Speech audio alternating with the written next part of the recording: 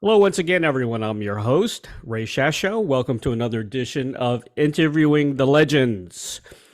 Dennis Tufano is the original voice of the Buckinghams, the Chicago-based group that scored a string of 5 top 10 hits in the late-60s, including the number one Kind of a Drag, Don't You Care, Mercy, Mercy, Mercy, Hey Baby, They're Playing Our Song, Susan, and Back in Love Again. Following his success in the Buckinghams, Dennis was part of the songwriting duo of Tufano and Giammarese and recorded 3 albums with Lou Adler's custom label, Ode Records. Back on the road, Dennis joined Olivia Newton-John on her hugely successful tour and was featured with her on the HBO Special in 2 dramatically inspired duets. As an actor, Dennis has also worked in film, television, radio, and commercials. Please welcome the legendary voice of the Buckinghams, Dennis Tufano, to Interviewing the Legends. Hello, Dennis. Hello, Ray. How you doing? Doing good, man. I've had 360s top 40 radio legends on in the last week. This is going to be you from the Buckinghams. I've had Gary Lewis from the Playboys. And Brian Hyland. So it's been quite a reunion. And I'm sure you've worked with all those guys. Yeah, it's a good bunch. I've worked with both of those guys. Yeah. That's the good thing about having the music come back as strong as it did, is that we all get to hang out with each other again, 50 years later. And it's a pretty cool thing. We're all still kicking. Exactly. And I'm a big top 40 guy. I actually was a top 40 DJ back in the late 70s, but I grew up with 60s as a kid, and I loved you all guys. As a matter of fact, in 66, which I remember like yesterday, in 67, while everybody was listening to the Beatles, I was listening to the Buckinghams, the Zombies, and the Turtles. Those were my favorite bands. The Zombies, my favorite band was the Zombies also. I mean, it was Colin Blunstone was always the guy who said, "Oh, listen to this guy sing," And a couple of years ago, we did a benefit together. It all started for you, I think, from the Chicago TV station. Is that right? You were the house band on All-Time Hits? All-Time Hits. That's what launched us in about 5 states. We won a battle of the bands. They asked us if, since it was 1965 and the Beatle invasion came, they said, "Look, could you change your name to sound more English sounding because of the invasion?" We said, "Well, we'll think about it." So the next day at rehearsals, a young security guard came up to us, said, "I heard what they asked you. Here's a piece of paper with some names on it." And we looked at all the names, and the one that jumped out was the Buckinghams, because there's a fountain in Chicago called Buckingham Fountain. Mm-hmm. It's a gigantic fountain. It's in Grant Park, right by the lake. It lights up in colors at night and everything. So we said, "Well, that'd be great. That sounds English. And we still have Chicago right connected to us." And then, matter of fact, our first album cover, the Kind of a Drag album cover, is us standing in front of Buckingham Fountain. So we kind of contained ourselves so we could still be Chicago guys. And that's how the Buckingham started. And that's where we went out to 5 states and became known. Yeah, the strange thing is the record company actually dropped you guys after you were number 1. Yeah. Well, and actually, no, they dropped us before the record actually charted. Oh, really? It was like it was one of the 5 songs that Jim Hovey wrote on our first album. And when we recorded it, we just felt it was something special. It was just magical to us. And the record company didn't like it. They wouldn't release it. They kept releasing other tracks and more rock and roll-y kind of stuff. And finally, the contract was up, and they had to release the record. So they did, and they threw us off the records label too. They said, "Okay, you're done. Thank you." And they just threw the record out there. luckily the DJs covered us a lot. And when they heard that song, they played it. And it was like November of 66, they threw us off the label. By February of 67, it was #1 with a bullet. Incredible. So it was like pretty scary. Yeah, it was scary. What a story, huh? And then Clyde Davis picked you up, right, at Columbia? No, it was a little record label called USA. Oh, okay. And Columbia was that's where we took our #1 record and went to a big label and signed with Columbia. Right. I covered the Happy Together tour a lot, and I met the other guys in the band from the Buckinghams. Real nice guys, by the way. Yeah, really good guys. But I did see a reunion show, and I think it was 2015 when you reunited with your old bandmates, and that was for Marty Greb. Is that right? Right. It's a benefit, yeah. Yeah. And we reunited. There was the 4 of the original guys. Our drummer, John Polis, who started the band, died in 1979. He had heart problems, and which a lot of people wrote about in rock and roll books as being a drug overdose, but it wasn't a drug overdose. He had a really bad heart from high school, so it was. But he was gone. But Danny Seraphin from Chicago was our drummer for that. I didn't know that. So he played. He was the drummer in the Buckingham, and it was great. It was like, I mean, it was probably a long time, 40-some years, that everybody in Chicago never saw us play again. And when we went up there and did that, it made a big difference. It was cool. It was cool. Yeah. And we also did something together called the Cornerstones of Rock, which was a PBS taping of all the bands in Chicago. But yeah, we keep in touch, and you know, they wanted to reform the band in '82, and we had broken up in 1970 because of bad business and everything, and we kind of lost it. So we just let go. We disbanded and saved our souls. And but they wanted to get back in '82, but I had already been a solo act for like 10 years. Right. So I said, look, I can't go backwards. You guys go out there, do the band, do the best you can. And, you know, and just, you know, I'm going to be popping in and out singing again, but, you know, that's it. So they had a little problem with that up front. Yeah. Because I guess they didn't think, they thought I was retiring from music and staying in acting. But, you know, you can't do that. You have to sing. You got to sing every once in a while. So it all worked out fine. They work, I work.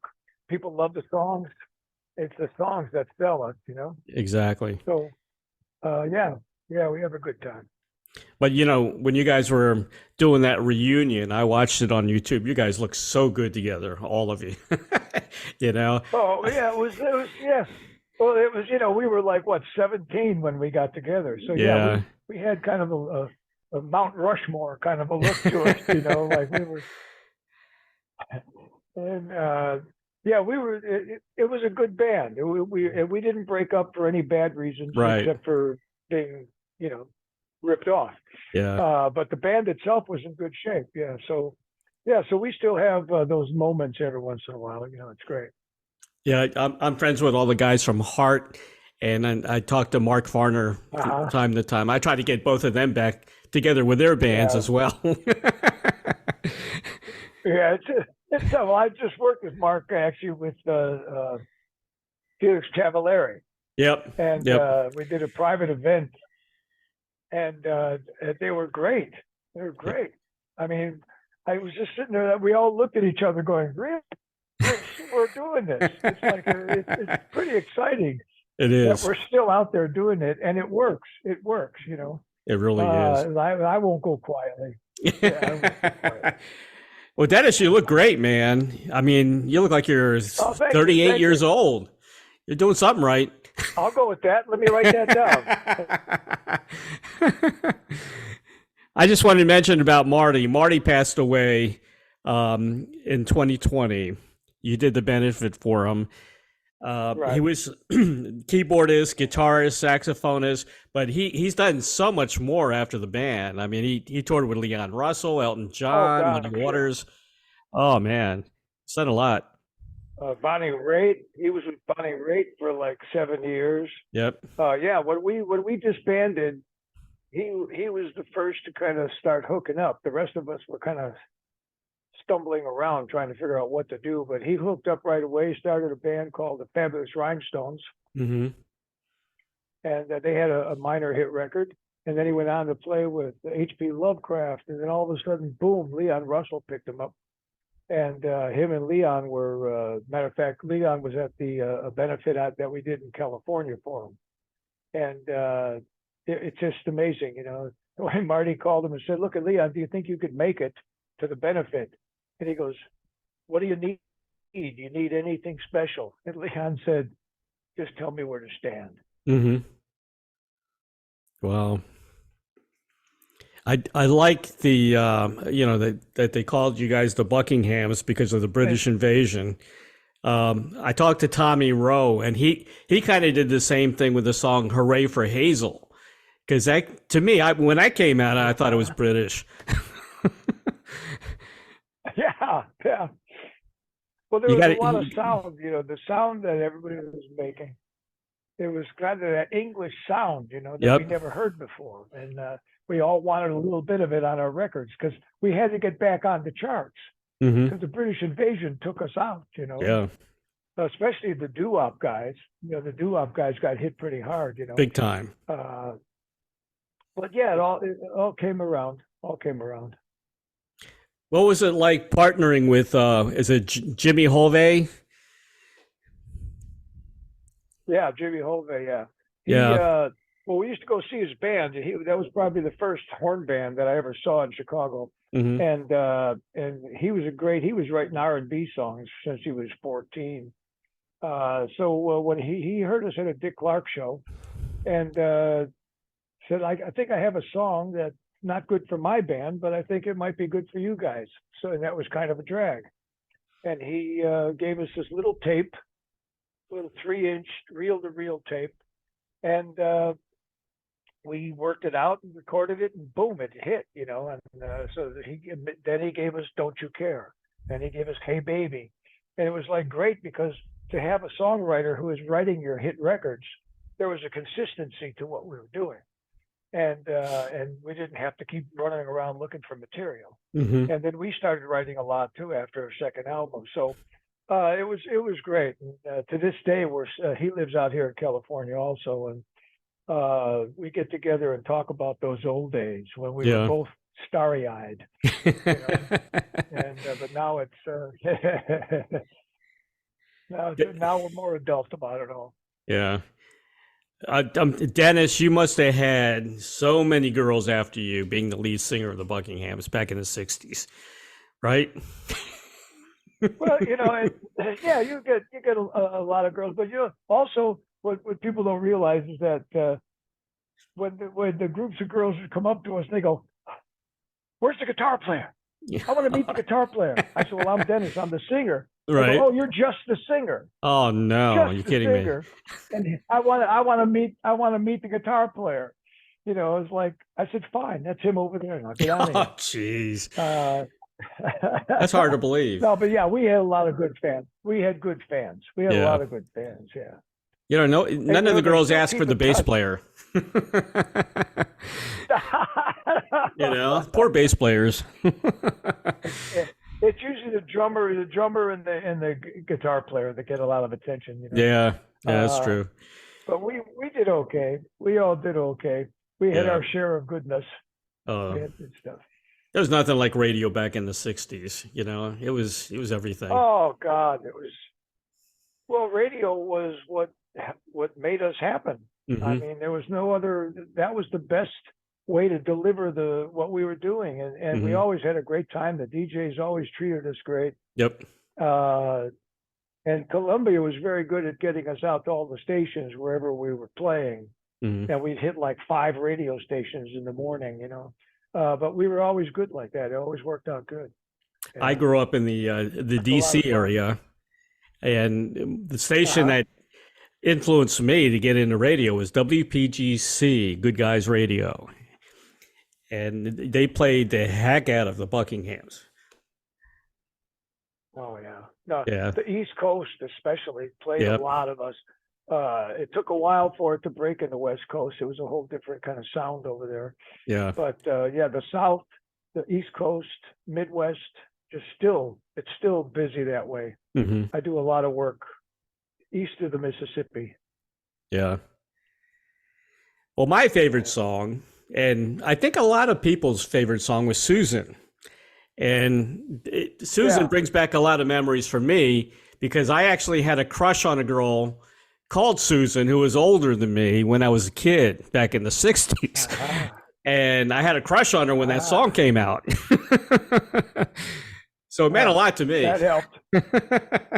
Yeah, yeah. No, it does. Well, and that's I tell with Susan. Like when I'm doing my shows, I tell everybody about Jim Hovey and the Hmm. writer and that, and all those songs he wrote are about Susan. It's all about Susan. It's kind of a drag, Don't you care? Hmm. Hey, baby, they're playing our song. Let's get back together. Everything was about you broke my heart. Let's get back together. And it Right. was her. It was Susan, and she was a dancer in one of the clubs in Chicago. Really? And Okay. I vaguely remember her, Uh-huh. but I didn't know that she was going out with Jim Hovey. But yeah, she was a beautiful girl, and I can see why he was brokenhearted. Yeah. But I told him once at lunch, I said, "Yeah, but Jimmy," I said, "don't worry about it." I said, "She gave you 5 hit records that lasted 55 years. It Exactly. doesn't matter. Yeah. You got a good thing. You got it." So yeah, and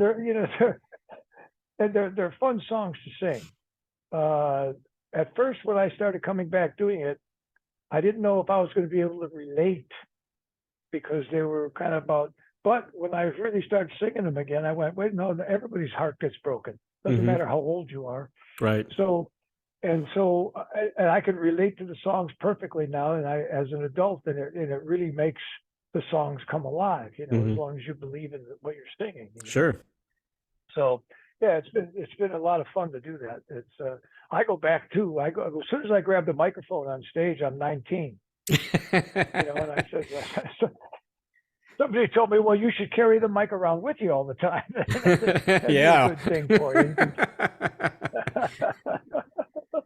Did you see on Uh, YouTube somebody did their own video about Susan and put Susan Day as the Susan? Have you yeah, seen that? yeah. I've seen a number of things like that. Yeah, Uh, yeah, there's some pretty strange ones. They're kind of cool. It's always cool when somebody remembers your song. It's a good deal. exactly. And I mean, what's great now is that we find out, like Hmm. talking to you even, is we find out about what people felt Right. about the music. Back then, it was too fast. Everything was gone, gone, gone. You Yeah, play, get out of there, go. Now everybody's got a story attached to the song, like sure. your song, like the Susan song. Exactly. They've got a thing. They know exactly where they were when they heard that song, and it's great to Exactly. hear the stories. It's great. Well, Makes you feel like you did something worthwhile. yeah. Well, that music timelines everybody's life. You remember exactly where you Yeah, were when that yeah. song came out. It's very important. Oh yeah, You know, to me, oh music's yeah. everything. It And, really and, is. and oh yeah. Well, the music is the most accessible art form. Yep. You know, it's it it's right there all the time. It's in our heads. Hmm. It's everywhere, It and is. you don't have to buy it and take it home. Now you can just sit there and listen to music. Ask Exactly. Alexa; she'll help you. Yeah. And so it's great that music does help a lot of people. I mean, Yep.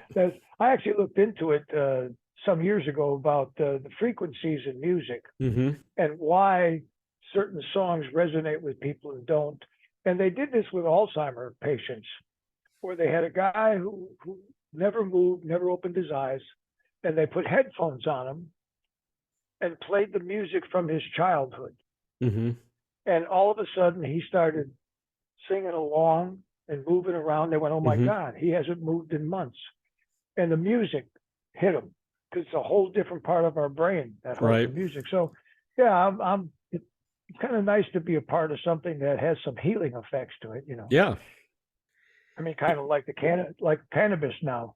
Right. It's like, we were the guinea pigs back then. Exactly. We had to test it to make sure it was okay. Yeah.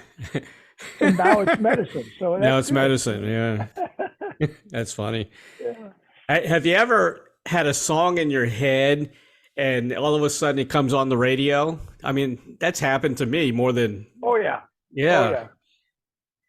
Maybe it's maybe we're hearing the frequency, it could be. I mean, you get a thing in your head, and something's always happening, just like what you're doing. It's like a parallel universe. Exactly. And it's like when you get a creative idea, if you don't get it out there fast, it's going to come out with somebody else. Exactly. Yeah, I believe that. Yeah. And I was at a supermarket here. It's like about 10 years ago. Of course, it's happening again now. And they play that music in the background, and it's usually a compilation tape of something. Sure. And so I'm pushing the cart, and I'm getting some food, and I'm kind of humming along to the music that's way out there. I can't even make it out, but I'm humming along. And as I came around, I got closer to a speaker, it was "Don't You Care," and I didn't even recognize it. And I was singing along to it. It was so subliminal, and I was like, "Oh, hey, that's me! That's me." funny. It's like I couldn't believe it. It was great. You should have started singing out loud at the market, and yeah, I should. How many people recognize they you? Would have probably thrown me out. That'd be funny. Grab the microphone at the checkout stand, Yeah, hey, we got a cleanup on aisle 3. That's funny. A lot of people did not like that psychedelic part in Susan, but I'm the opposite. I loved it because to me it reminded me of the Beatles. Oh, you loved it. Yeah. Yeah, it was a Beatlesque kind of thing. See, exactly. Our producer at the time, right? He put that in there, right? And had told us when we recorded the track, he said we're going to do a click track for like 34 bars. And he says, and I got this idea, you're going to love it. And so we trusted him, and we went on the road, and he sent us the demo before the song was released. And we got to that part, and we freaked out. We couldn't understand what that was about. It was like, it wasn't as good as the Beatles. So, but it was Beatlesque. It was very Beatlesque. But it was, I thought it was clever. Yeah. Well, it was kind of, but the radio stations, the managers of the stations, the program directors, when they heard it, right, they told all the DJs to put it on a cart, cut it out, because if somebody's listening to the radio and that part's on, they're going to change the channel because it doesn't sound like they're in the right channel. Right. So all the DJs cut that part out, and there was no way we could. I mean, we would have to do tracks or tapes to do it on stage. So right. It didn't make sense to have that. We felt. I felt it was like Susan falling down the stairs, and I can't have that. Well, they kept it in DC because that's where I first learned about it. Yeah, they kept it in a lot of places. Yeah. They still do. They still play it like that, Yeah. But it's about a 50-50 thing. Some people like it, right. Some people don't. Yeah. Who sang the part? I like the fact that we. Who sang the part? I love you, yes I do, I do. Who was that? Was that you? That was Marty Greb. Okay. Marty Greb. Because it did sound different, It didn't sound like you. Yeah, Marty Greb. Okay. Yeah.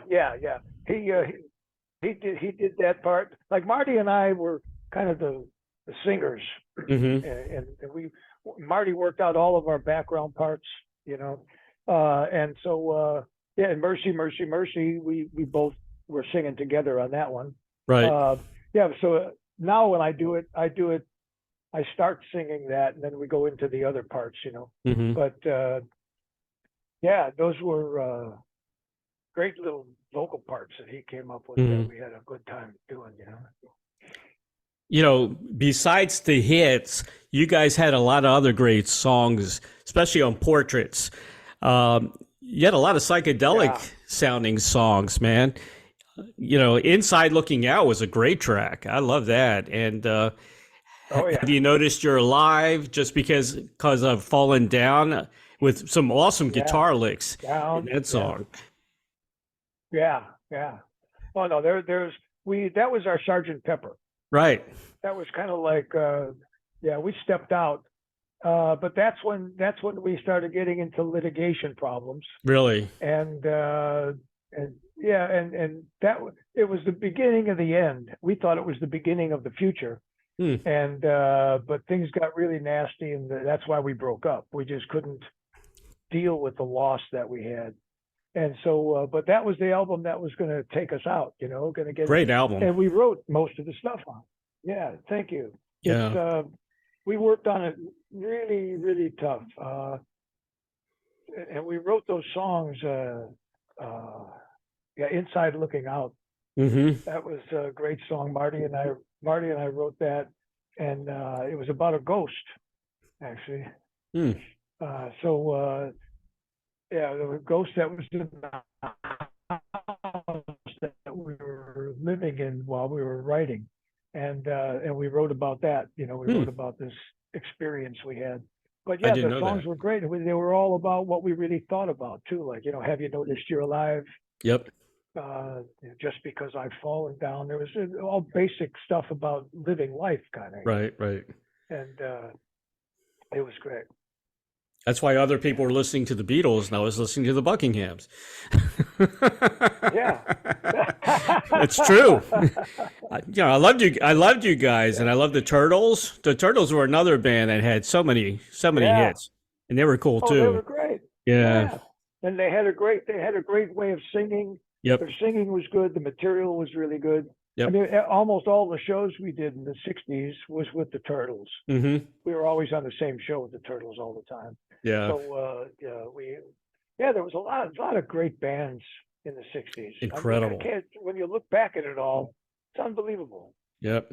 And I think it was still doing it, those that are still around doing it, because Mm-hmm. we started out as live entertainment bands. Mm-hmm. We didn't have laptops and do stuff. We had to play live to get someplace. Yeah. And so that pays off now, because we could actually get up there and reproduce the songs, Mm-hmm. and they sound great. People are loving it, Well, all the bands were class acts. I mean, you guys had a theme, the way you dressed. It was a great Yeah. show. Like Paul Revere and the Raiders. It was a great show. And then you had Motown on top of that, which everybody was dressed to kill. Dancing in motion, and it was what an era. It was a great era. The other album. Ray, you froze. Oh, did I freeze? There you are. Okay. We'll do the best we can. That's, Yeah, you're back. yeah.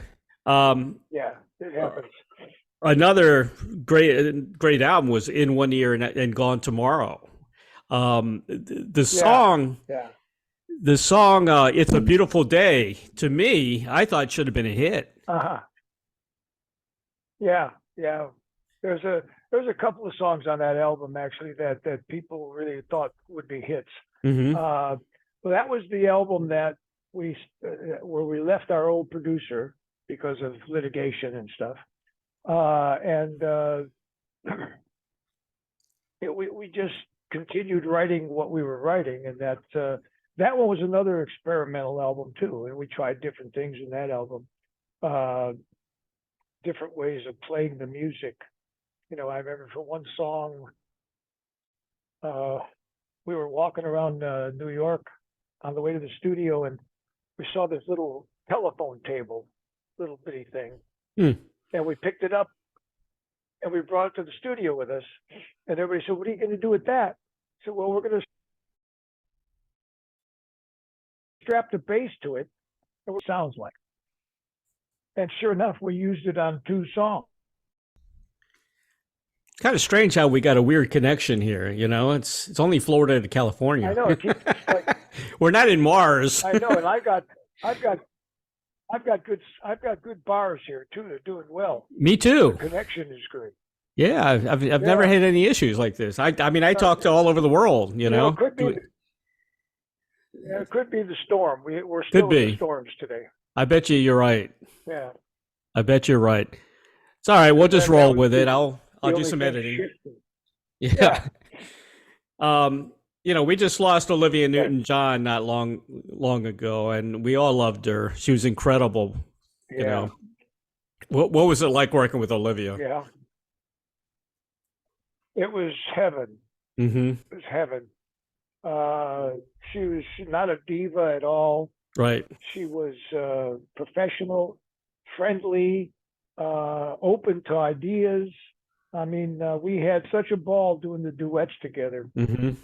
Uh, because I got to dress up, I got to do a little bit of acting with her, Mm-hmm. and then we got to sing with her. Was just a joy. It was just a joy. And it was a 3 month tour, so I had a lot of fun in 3 months with her, and we became friends over that tour. And she was great. I mean, I miss her deeply. She was like, she was in rehearsal. We would do something in the duet, and she'd go, "Oh, that's what you just did. Show me that again because we got to keep that." I mean, she was like ready to make things work, and we always had a ball, And a lot of people think that we were an item Yeah. because when we did the song, suddenly Yeah. Beautiful. anybody that saw that on YouTube, Yep. they just thought you guys were hot. You guys were doing, and that was real energy up there. I mean, Yeah. we did feel that way about each other, but we weren't an item at all. There was just acting, Yeah. but Yeah. it was fun to do that acting with her because she's a real Mm-hmm. person. Unbelievable. I mean, there's things I did with her on stage, like we'd be walking to the next part of the song, and I'd whisper something stupid in her ear and stuff, just to keep us alive on stage. And and then I would sing, and she'd look at me like, "You rascal!" We had a ball. We had a ball with her. Yeah. The chemistry between you guys were really really amazing. Yeah, it, Yeah. it was lovely. It had to be. It just had to be somehow. It was like pretty cool. Yeah. Yeah, I like that. Did you keep in contact with Olivia much later over the Yeah, years, or yeah? yeah. I went to see her before the pandemic. I went to see her in Vegas, Oh, great. and I realized it was like 34 years after we did the tour. Mm-hmm. And so we went there, and I saw her. She, do her show. She sounded great. Mm-hmm. And then afterwards, I went up to the green room, and we were talking, and we took a picture that looked. It was the same pose that we had taken on the tour.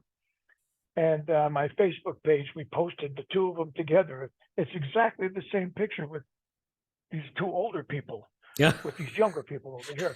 And and uh, and it was yeah, she was really sweet girl. Yeah. What a warrior. Yeah. Yes, she was. She battled that for many Yeah. years. Oh yeah. Yeah. Oh yeah. I was Yeah. supposed to And interview she her, but always did. yeah, she got sick. Right before she started getting Yeah. sick. Yeah. Yeah. Yeah. She came back strong. Yeah. Yeah. We all miss her, and I know you especially. Yeah. Yep. Oh, I do. Yeah. She's a sweet woman. Yeah. You also worked with Bernie Taupin as well. Yeah. Hmm. That was Yeah. I met interesting. Bernie out here through a mutual friend. A girl that he was going out with was from Chicago, Mm-hmm. and we ran into each other at a bar on Sunset Strip. And she introduced me to him.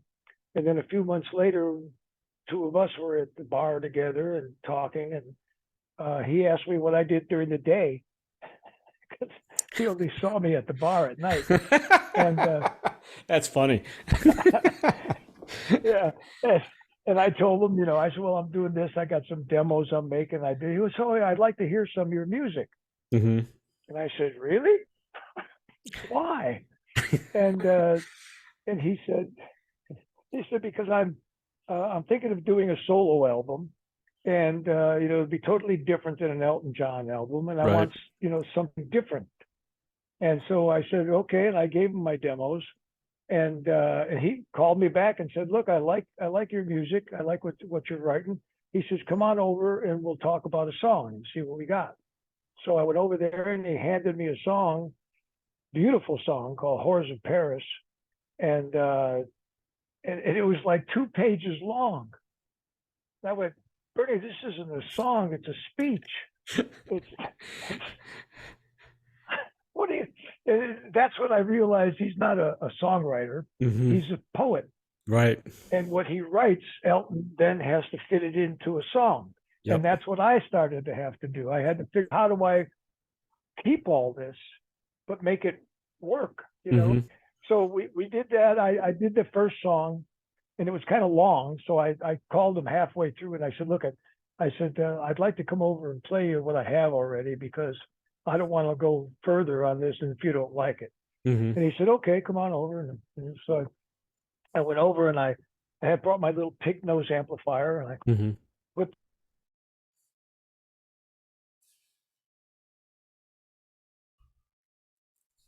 You just broke up again. There you go. And he goes like this. And he goes like this. And he's just hiding and he says, okay, go ahead, play.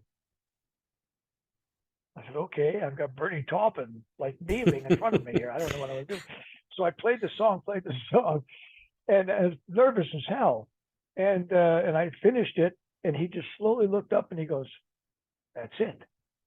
That's exactly what I was hearing in my head. And then he got up and pulled out the folder with all the other lyrics.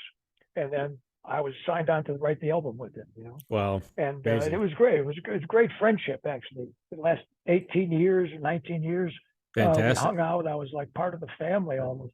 Great guy. Yeah, it was a very unusual kind of a relationship because I was nowhere near the status he was. Yeah. And he was down to earth, he was the brown dirt cowboy. Yeah. He was really the cowboy. Didn't carry his Englishness around with him at all. You know, that happens a lot in the music industry, though. A lot of, you know, two people you would never expect to meet up together, and they do, and it works great. You know, it does happen a lot. You produced, directed, and you shot a documentary as well. You did a PBS thing, right? My Generation, which was very cool. Ray, we lost you. You froze. Okay. Yeah, There you've you been are. freezing a lot, but Yeah. So now you're trying to one up me? yeah, it's my turn. Yeah, go ahead. Now, I was Freeze. mentioning that you produced, directed, and shot a documentary. You taped a performance for PBS called My Generation. Yeah. Yeah. And it was part of an award-winning DVD series as well. Yeah. So, It was a great one. Yeah. Yeah. Yeah. That was a really good call. When I got that call, I was really excited about that because those things go on forever. You know? Yeah. And it was nice to have that live performance on one of their shows. Yeah. That was a good one. And I did want to mention your Bobby Darin tribute as well. Are you still doing that when you go on the road? I do. I don't do the full show that much anymore because it's a little expensive to pull off all the time. Right. But what I do is in my show I add a section of Darin songs that I like to put out. Yeah, the Bobby Darin thing is what actually got me back into singing because I was acting for about 14, 15 years. And I did the Olivia tour during that time. And I worked with Tom Scott and I did some stuff, but only like special stuff because I was kind of lost. I didn't know what to do as a singer. But I didn't want to sing in subways or anything like that. So I just figured I would, just go out and do it. But I Bobby Darin stuff just fell right into my lap. And I went, oh my God, I'm relating to all this stuff. It works. Yeah. And his stuff is like the best book in the world to sing. That's right. So I actually had to work hard. I got a voice coach and everything because I said there's 5 genres in this guy's book, it's like, how am I going to go back and forth from standards to this to that? So I really, I got myself prepared for it, and went out there and had a ball doing it. And I got accepted by the Bobby Darin Foundation. They had seen some videos of my show, and I got a call from Billy McCubbin, who was Bobby Darin's bass player for the last 8 years of his life. And I picked up the phone. He goes, "Hi, Dennis. This is Billy McCubbin." I went, "Uh-oh, he's going to tell me to stop doing what I'm doing, And he said, "Look, we saw your stuff." I mean, you never know. And he said, "Look, we saw some of your stuff, and we really like how you present the music." He says, he says, "So we'd like you to come to Vegas and be a part of our live concert for the Bobby Darin Foundation, the Heart Association." He says, it'll be a blast, So he said, "Send me your song list." And I sent him. I did like 25 songs in my show. And he said, "Wow." He says, "Well, we could pick and choose, can't we? We got a bunch of songs here." So I ended up singing about 8, 9 songs. There was a couple other singers on the show. And Billy sang a couple of songs. And there was one point which got me. I was up there singing "Beyond the Sea." And over here is Billy McCubbin over to my left, and he's smiling and playing. I look over, and here's T.K. Kellman, Bobby Darin's guitar player. And I look over, and he's smiling around. I'm going, I can't believe this is happening to me. This is so wonderful. I mean, because those are the kind of things you have nightmares about. The guitar player is going to come up to you and say, "You're not Bobby Darin. Get out of here." But it worked out great, and I got this Jimmy Scalia, who is the archivist. He runs the website, thebobbydarin.com. He was at that show, and he blessed me. He gave me the blessing from the Darin Foundation. He says, "You can do this. We'll do whatever we can to help you do this." It was great. Yeah. So it was a nice period of time with I still love doing all the Bobby Darin stuff. It's just the greatest. And in my show, I do a medley. Which is Dream Lover, Queen of the Hop, and Splish Splash. And when I start doing that, when I hit Queen of the Hop, everybody in the audience starts dancing and they're singing. I could just put the mic out there and you can hear the whole place singing his songs. It's just, and I go, wow, I never thought that I could mix that stuff with my stuff. Right. And, I even do a blues song that was written by Bobby Darin called "Funny What Love Can Do." And it was never a hit. It was just on one of his box sets. And I do that song because I'm from Chicago. I have to play the blues. Sure. I have to, I just, something that's what I heard when I was growing up.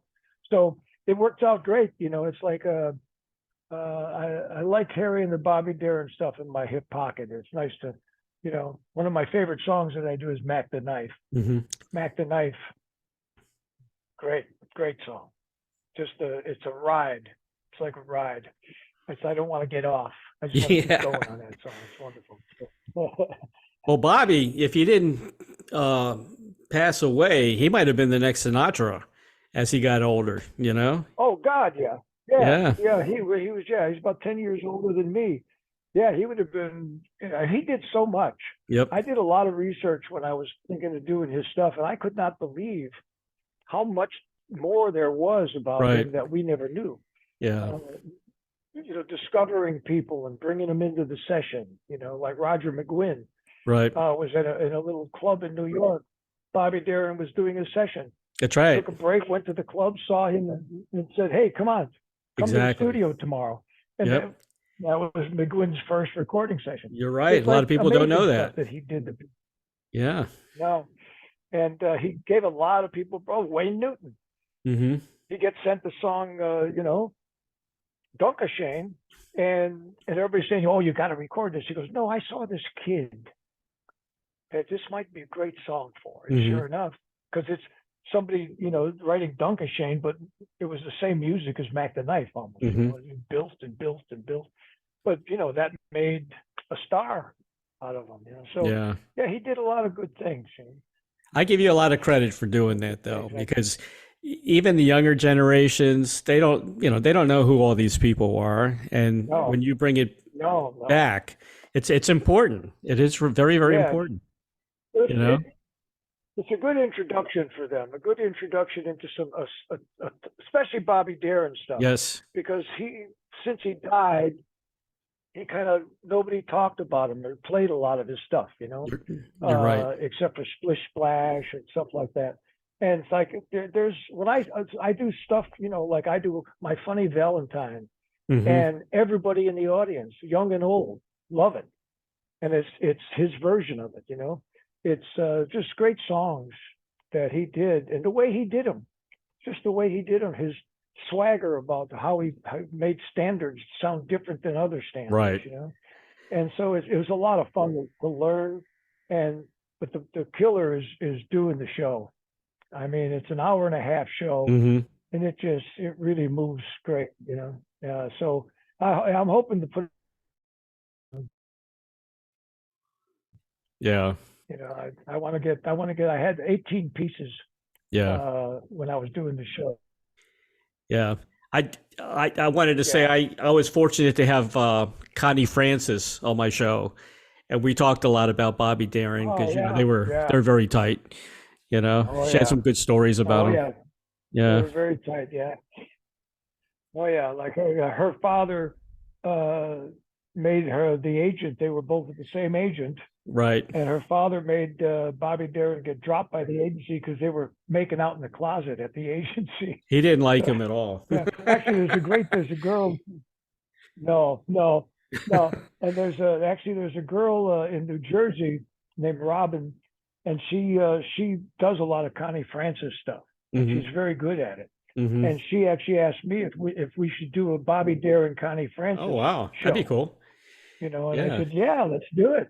Let's do it. Yeah, that'd be a lot of fun. We could Yeah. sing together, and she sing her songs, I sing his songs. Right. It'd be a lot of fun. It'd be a really nice bunch of music, that's for sure. Yeah. She's a Yeah, really nice lady, by the way. She lives in Florida as well. She's on the East Coast. yeah, yeah, yeah. Yeah. I I met her briefly at the East Coast Hall of Fame Mm-hmm. celebration, the first one they had, Yep. and because I was invited to go and present Bobby Rydell Mm-hmm. with his lifetime achievement. And I Right. said, "Oh, that'd be a great honor." And then they tell me, "But we want you to sing Volare before you introduce him." What? So I said, another one of those frightening singing things. But and I did it, and it was his version of it, and we did Yeah. it. And then I introduced him, and he got his award. And later, they're taking pictures of us, and he's got his arm around me, and he goes, "Hey, thanks for singing my song, kid." Oh, you can sing anything. And it was great. Yeah. You can sing Now, Sinatra, Tom hey, Jones. No problem. yeah, anything. I'll Anything. I'll take a shot at it. Yeah, why Yeah, not? yeah. Hey, I want to mention some of the shows you got coming up. You got a couple of cruises coming up, right? yeah, Rocky's Rockin' Cruises, February 12th through yeah. 19th. The Caribbean. Yeah, You got that one. yeah. That's a great Then one. you've got okay, that one I think was with Bowser, right? And you got Bowser, Yeah, yeah. the Tokens, Jay Siegel's Chris the Montez. Tokens. Yeah, the Tokens. Brian's on that. Brian Hyland. Yeah, Yeah, Chris Brian. Montez. Yeah, Those are great yeah. shows. It's a pretty good. Yeah, they're really good shows, and that cruise is really good. Hmm. It really rocks. There's a lot of music on there, and we get to hang with each other, which is great. Exactly. Then the other one is at the end of the year is because usually after a show everybody just takes off to try to find food, and get to their hotel or whatever. But you're Yeah, stuck on the ship for 8 days. You're going to get to exactly. know each other pretty well, Yeah. and so that works out pretty good. And then at the end of the year, I got the Malt Shop Cruise. That's my favorite. That's in October. Yeah. Yeah, have you been on that before? I have Yeah, not, but I'm going to. I've never done it before. We're going to do Oh that. yeah, Yeah, yeah. I think so. Yeah, it's a good one. Yep. So that Gary should be Lewis fun. says he says that's his favorite. He does that Oh every yeah, once he in a likes while. the malt shop.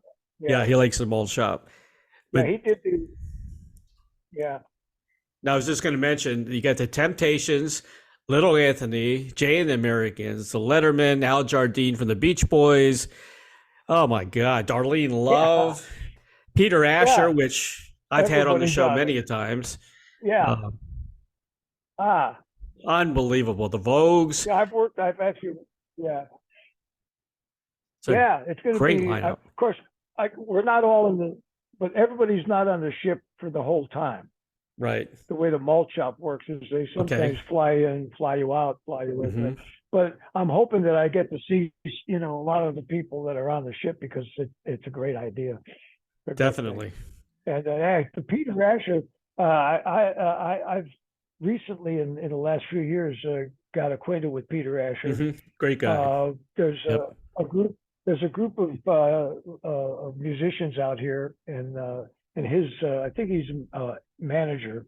Hmm. They came up with an idea to rent out the Grammy Museum in downtown LA, Hmm. and we started this about 4 years ago. And what we do is they get 8 to 20 people, different musicians and singers, and they're all on stage at the same time, and we recreate live Beatle albums, Hmm. just the whole album, as if you were listening to the record, no stopping, just changing a singer and going through the song. And the last thing we did was Sergeant Pepper, and we had horns, we had strings, and it was crazy because the Grammy Museum is a small little place, Hmm. and it sounds. It had 3 guitar players because there was all overdubs and stuff with the Beatles. It was like there was never just one guitar, Right. and they made things sound the way they did. Exactly. And these guitar players, these musicians, they got it perfect. Hmm. They just would get it perfect. I'm up there singing sometimes, and I forget to come in because I'm listening to the music. I feel like I'm in the record. It's really a great. It's like it's weird, but and we have a ball. We've done like 6 of them already, which is great. That's awesome. And so yeah, and Peter, yeah, yeah, it's a. I just like that there's so much to sing. Yep. There's just so much to sing around, like Hmm. and that really makes my heart sing. So Yeah. this is good. Is that you on guitar? Yeah, that's me. Yeah, I fool around a little bit. Yeah. I That's want to, a I just want to, jukebox behind you? what's that? Yeah, is that a jukebox It behind you? What is. is It that is a behind you? jukebox. All Yeah, 45s. Yeah. yeah, yeah. Very cool. Yeah. Very Yeah. cool. I just want to give a shout out. The Malt Shop Cruise also has Linda Gale Lewis, who I just had on the show not long ago. She's the sister of Right. Jerry Lee Lewis, and she's a great person. And Yes. also on the other tour you got going on in the Caribbean, the Rockies Rockin' Cruise. Rocky. Yeah. Joey D's on there, and I know Joey D as well. Joey D Yeah. Yeah. lives in Oh, Clearwater, I know. Florida. Yeah, he's Yeah. another great Right. guy. Yeah. Joey and I met. Yeah, we met in Connecticut some years ago at the Uh-huh. Mohican Sun, Right. and I was thrilled out of my suit that I was going to get to meet Joey. So I walk up to Joey and I say, Joey, I'm such a fan of yours. He goes, are you kidding me? He says, I'm a big fan of yours. I go, come on. He says, I do Don't You Care in my show. Very I cool. went, really? Yeah. And so we were on the cruise together, the Rocky Cruise. And one night he went up and sang Don't You Care. And so the next night I learned What Kind of Love Is This? Mm-hmm. And I went up without telling him and I sang What Kind of Love Is This? Oh, So cool. we started like jamming to each other. Yeah, It was very cool. Yeah, that's awesome. I think that we were somehow separated at birth at the same hospital or something. I don't know. He's a very dapper guy too. The way he dresses, very, very Oh slick. yeah, Yeah. and he's got a great sense of humor. Yep. And he's got energy. Mm-hmm. Yeah, I told him. I said, look, I want some of your stem cells. That's all I need. Dennis, you're going to be in Florida. You're coming to Ocala, Yeah, January 20th. Ocala. That's not too far. No, Yeah. not far from me at all. It's you, Brian, Chris Montez, and the Rock and the Rollers. That's at the And Circle Rocky. Square Yeah. Cultural Center in Ocala, Florida, which is Right. not far from me at all. Mhm. A little further south. Yeah, you should come to the show. Yeah, definitely. You got the best of the I'll '60s. get You're you a going to good be seat. in San Juan Capistrano, California. The Coach House. That's coming up. That's February 25th. And Coming up, yeah. and March 11th, Yeah. you got Wilmington, Delaware, the Grand Opry House. It's going to be you, the That's with Vogues, Bobby Vogues Wilson. and, Bobby Wilson. Yep. The Tramps. That's Yeah. the Rock and Oldies Dance Party. And then in April, you've got the 60s Spectacular. It's you, Herman Hermans, Jay and the Americans, and the 1910 Fruit Gum Company. Remember them? Yeah. 10 Fruit Gum Company, yeah. Yeah. Yes, I do. No, they're really a good band. I've worked with them for many years, and they back me up now on certain gigs. They're good players. You know, it's like, of course, their records were bubble gum Right. and stuff like that, but these guys play their heads off, man. Mm. And they sing well, and we have a great time. Here's a question I ask everybody, okay? And I get some very interesting answers. If you had a Field of Dreams wish, like the movie, to perform with, collaborate with anyone from the past or present, who would that be? Well, probably Bobby Darin would be on that list for sure. That would make sense. And John Lennon would be my other choice. Mm-hmm.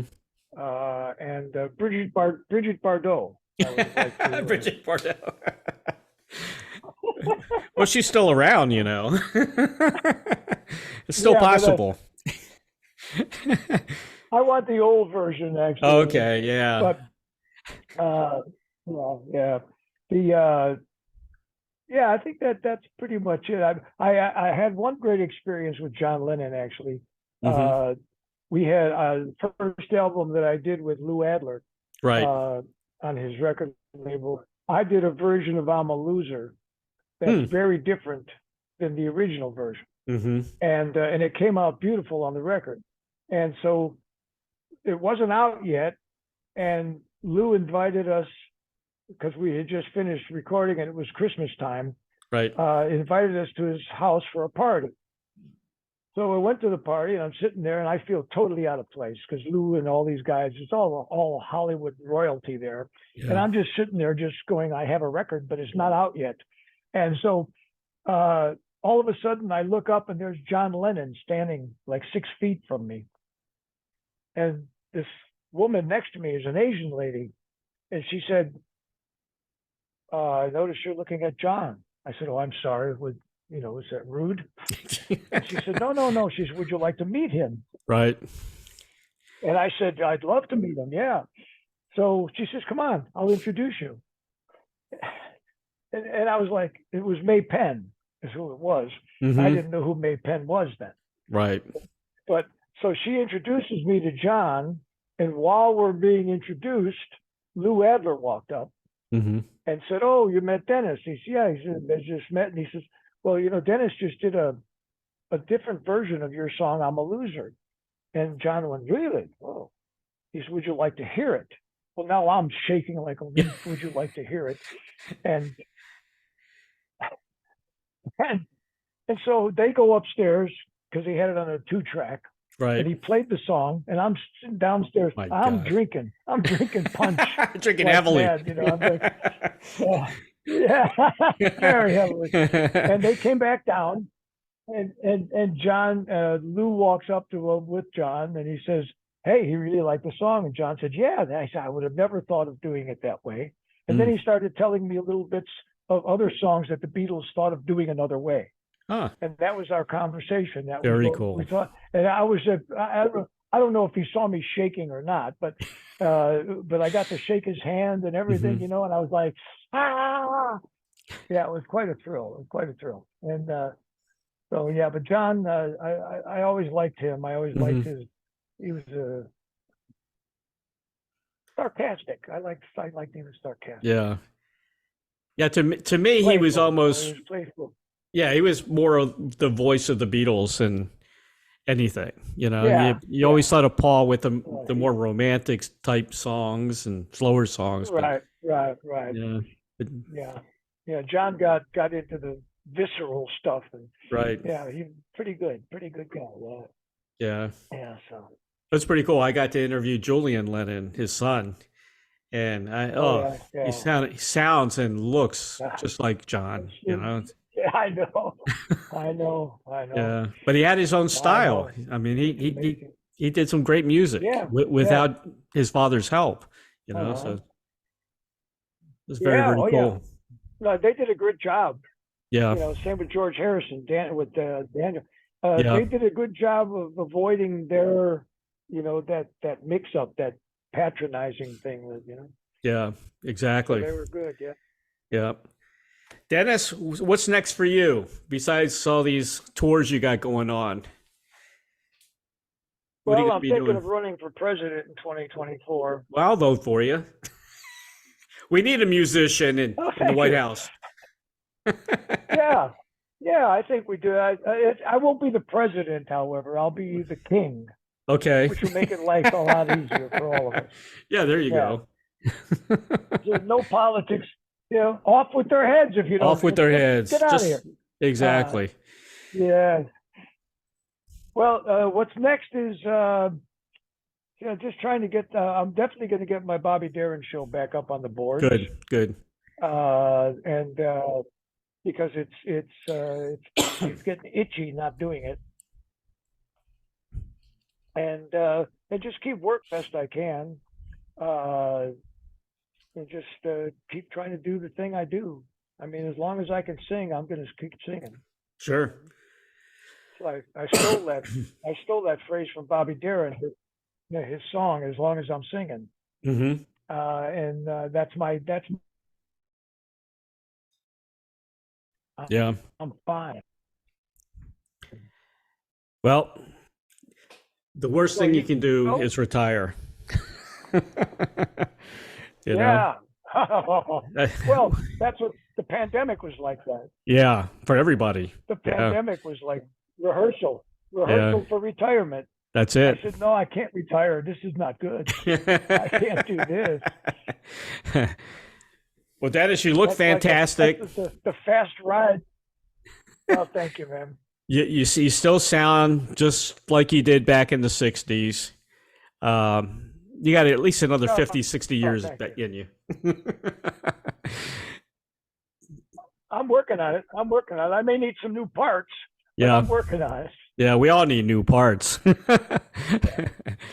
Thanks, man, for being on the show today. I'm sorry the connection wasn't too good, Ray, thank you so much, but man. I'll do the best I can as far as editing, but it's not going to be perfect. I can tell you that. It's just one of those things, but Straight we'll do the best we like can. internet. Yeah, It's we'll like it blame it on should be. we'll blame it on the It's so storm. strong. Yeah, maybe El Nino. We'll blame it on that Blame it El on the Nino, right? Thank you, Dennis. I appreciate El it. Nino. El Thank you, Ray. Nino. Be well out there, my friend. All right, you too, man. And I'll give maybe you a I'll shout when we're close to the game. Okay? yeah, definitely. Maybe I'll come see you in Ocala. Yeah. I'll let you know if I'm coming. We won't freeze. Yeah. Okay, great. All right, man. We'll see you, Dennis. Thanks a lot. All right. Take care. Ciao, man. Bye-bye. God bless. You too.